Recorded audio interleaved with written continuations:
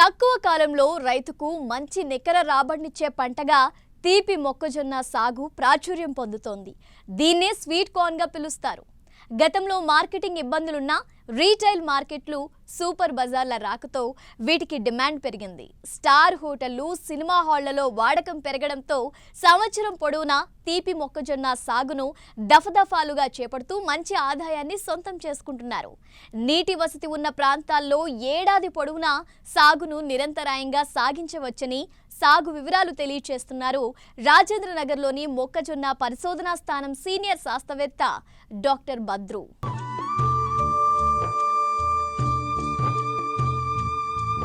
ఒకప్పుడు గింజ కోసం వాణిజ్య సరళిలో సాగు చేసే మొక్కజొన్న నేడు స్వీట్ కార్న్, బేబీ కార్న్, పేలాలు, దానా రూపంలోనూ, పశువులకు మేతగా ఇలా పలు రకాలుగా వినియోగంలో ఉంది. స్వీట్ కార్న్ లేదా తీపి మొక్కజొన్నగా సాగు గతంలో పరిమితంగా ఉన్నా నేడు మారుతున్న ఆహారపు అలవాట్లలో భాగంగా దీని వినియోగం పెరిగింది. దీంతో మార్కెట్ డిమాండ్ను అందిపుచ్చుకుంటూ తెలుగు రాష్ట్రాల్లోని అన్ని ప్రాంతాలలో దీని సాగు ఊపందుకుంది. అందుకు తగ్గట్లుగానే అధిక దిగుబడినిచ్చే వివిధ ప్రభుత్వ, ప్రైవేటు హైబ్రిడ్ తీపి మొక్కజొన్న రకాలు రైతులకు అందుబాటులో ఉండటంతో సాగు మరింత లాభదాయకంగా మారింది. నగరాల్లో స్వీట్ కార్న్ లేని మాల్స్ ఉండవు. కేవలం స్నాక్స్ రూపంలోనే కాదు, వివిధ వంటకాలు, బేకరీ ఉత్పత్తుల్లో కూడా స్వీట్ కార్న్ దర్శనమిస్తోంది. ఈ తీపి మొక్కజొన్నని మనము సాగు చేసుకుంటే కనుక తీపి మొక్కజొన్నతో పాటు, అంటే తీపి మొక్కజొన్న అనేది మనకి దాదాపుగా 80 నుంచి 90 రోజులకు వచ్చేస్తుంది. కాబట్టి ఆ మిగిలిన చొప్పని కూడా మనము పశువులకి దాణా కింద కూడా వాడుకోవచ్చు.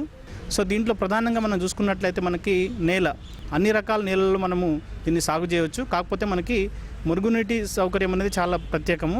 సో మొక్కజొన్న సాగు చేసేటప్పుడు ఏంటంటే మొక్కజొన్న అనేది ఎక్కువ నీటి ఎద్దడి ఉన్నా కూడా తట్టుకోలేదు, అలాగే నీరు ఎక్కువ ఉన్నా కూడా మనకి మొక్క చనిపోయే అవకాశం ఉంటుంది. కాబట్టి మురుగునీరు సౌకర్యం ఉన్నటువంటి ఎలాంటి నీళ్ళల్లో కూడా ఈ తీపి మొక్కజొన్న మనము సాగు చేయవచ్చు.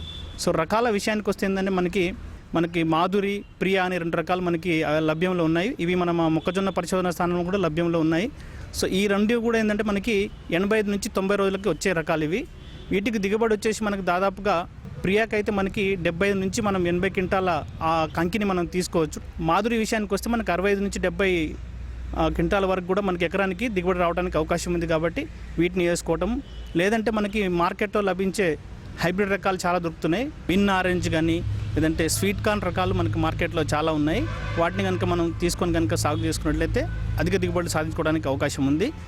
మొక్కల మధ్యల దూరం, అలాగే వరుసల మధ్యల దూరం. సో దీంట్లో ప్రధానంగా ఏంటంటే మనకి మొక్కల మధ్యల దూరం మనము 20 సెంటీమీటర్లు, అట్లాగే వరుసల మధ్యల దూరం మనం 60 సెంటీమీటర్లతో కనుక మనం బోదెలను వేసుకున్నట్లయితే ఆ బోదెల్లో 1/3 వంతులు కనుక మనం విత్తనాలను వేసుకున్నట్లయితే కనుక మనకి ఎకరానికి దాదాపుగా మనకి 4 నుంచి 5 కిలోల విత్తనం వరకు మనకు సరిపోతుంది. ఈ స్వీట్ కార్న్లు ఏంటంటే మనం కండె తీసుకుంటాం కాబట్టి ప్రతి మొక్కకి ఒక కండె వస్తుంది. కాబట్టి మనకి ఈ మొక్కల సాంద్రత అనేది మనం ఖచ్చితంగా బోదెల్లో 1-2 ముందుగా వేసుకొని తర్వాత మొలిచిన తర్వాత ఒక వారం 10 రోజుల్లో కనుక మనం థిన్నింగ్, అంటే మనం ఎక్స్ట్రా ఏదైతే మొక్క ఉంటుందో దాన్ని తీసేయగలిగితే కనుక మనకి పొలంలో మనకి 33,333 మొక్కలు ఉంటే కనుక అన్ని కండెలు వచ్చి మనకి దిగుబడి పెరగడానికి అవకాశం ఉంది. పంట తొలి దశలో కలుపును సమర్థవంతంగా అరికట్టినట్లయితే పెరుగుదల ఆశాజనకంగా ఉంటుంది. అంతేకాదు చీడపీడలు కూడా అదుపులో ఉంటాయి. తీపి మొక్కజొన్న మనం అందించే పోషకాల ఆధారంగా పెరుగుదలను కనబరుస్తుంది. సమయానుకూలంగా అందించే సమతుల్య పోషక యాజమాన్యంతో పాటు కలుపును అదుపులో ఉంచినప్పుడే వాటి వినియోగ సామర్థ్యం అధికంగా ఉంటుంది. మొక్కజొన్న అనేది చాలా సెన్సిటివ్ క్రాప్. తర్వాత 1 నెల వరకు కూడా దీన్ని పంట ఎదుగుదల అనేది చాలా తక్కువగా ఉంటుంది. కాబట్టి మొదటి 30 రోజుల్లో కనుక మనం కలుపు లేకుండా చూసుకున్నట్లయితే కనుక దిగుబడులు పెరిగే అవకాశం ఉంది. ఇత్తిన తర్వాత 24 గంటల వరకు తేమ ఉన్నప్పుడు మనం అట్రాజిన్ అనే కలుపు మందుని కనుక మనం వేసుకున్నట్లయితే మనకి ఈ కలుపుని నివారించుకోవడానికి అవకాశం ఉంది. అట్లాగే దీంట్లో ఏంటంటే మనకి తేలికపాటి నేలలు అయితే మనకి 800 గ్రాముల వరకు, అట్లాగే బరువు నేలలు అయితే మనకు 1 కేజీ వరకు కూడా ఈ అట్రాజిన్ అనే 50% మందుని కనుక మనం పిచికారి చేసుకున్నట్లయితే తొలి దశలో వచ్చే వెడల్పాకు కలుపు మొక్కలన్నింటినీ మనము నివారించుకోవడానికి అవకాశం ఉంది. దాని తర్వాత కూడా 25 నుంచి 30 రోజుల వరకు మధ్యలో కూడా మనం ఒకసారి అంతర్కృషి కనుక చేసుకున్నట్లయితే మొదట దశలో వచ్చే కలుపుని మనము నివారించుకోవడానికి అవకాశం ఉంది. అట్లాగే పోస్ట్ ఎమర్జెన్సీ, అంటే దాని తర్వాత వచ్చే కలుపుని కూడా మనము సాధారణ పంటలు ఎలాగైతే మనము వేరే మందులతో చేస్తామో, లేదంటే 2,4-D సాల్ట్తో కానీ లేకపోతే వేరే మార్కెట్లో లభ్యమైన మందులతో కనుక మనము పిచికారి చేసుకున్నట్లయితే అంటే మలి దశలో వచ్చే మనం కలుపుని కూడా నివారించుకోవడానికి అవకాశం ఉంది. ఈ స్వీట్ కార్న్లో ఏంటంటే మన ఎరువుల యాజమాన్యం అనేది చాలా ప్రధానం.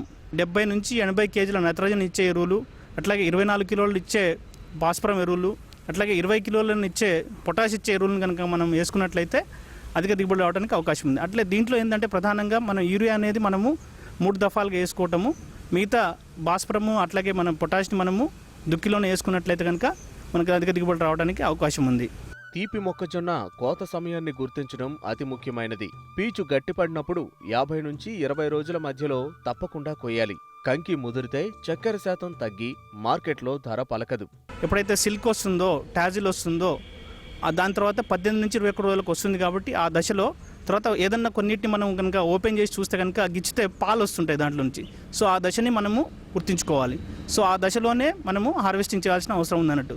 లేకపోతే దాన్ని ముదిరిపోయినట్లయితే కనుక దాంట్లో చక్కెర శాతం అనేది పడిపోయే అవకాశం ఉంది. కాబట్టి చక్కెర శాతం ఉన్నప్పుడే మనకి మార్కెట్లో రేట్ ఎక్కువ ఉంటుంది కాబట్టి ఆ టైంలో మనము కోత కోసుకొని పంపించాల్సిన అవసరం ఉందన్నట్టు.